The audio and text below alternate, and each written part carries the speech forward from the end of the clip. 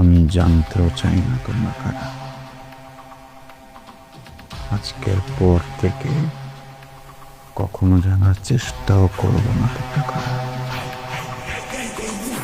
আমি শুধু একটা জিনিস জানি, তোমরা এই মেয়েকে যে কারণে এখানে নিয়ে আসছো সেই কারণটা আমি।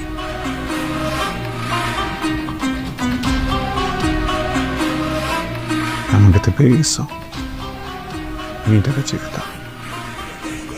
আরে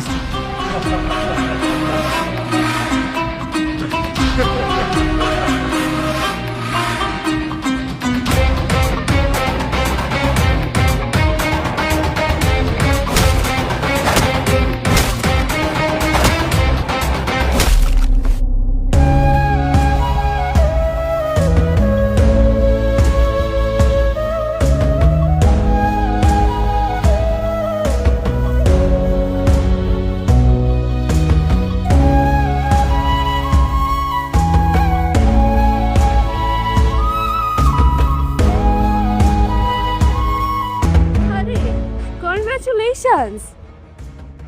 এবার খুশি তো তুই, তাই না? কেন? আরে কেন আবার? ওই আরমানকে শুনলাম কারা জানি পিটায় হসপিটালে পাঠিয়ে দিছে। শিক্ষা হইছে, একদম ভালো হইছে। তোকে কি জ্বালানোটাই না জ্বালাইছে। দেখ, যাকে চিনিস না জানিস না তাকে নিয়ে উল্টাপাল্টা কিছু বলবি না প্লিজ। অনেক ভালো একটা মানুষ। ওয়েট, কি বলতেছিস সেগুলো? তুই তো মাথাটা থেকে গেছে।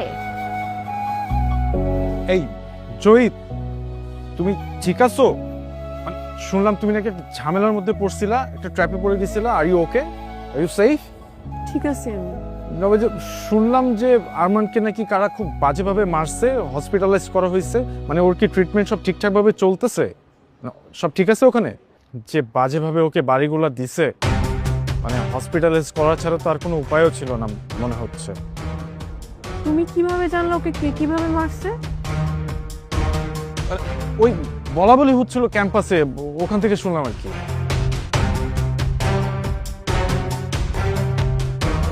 রাকিব, একটা বিষয় নিয়ে অনেক সন্দেহ আছে, কিন্তু আমি শিওর না। যেদিন শিওর হব সেদিন অনেকগুলো মানুষ হসপিটালে যাবে।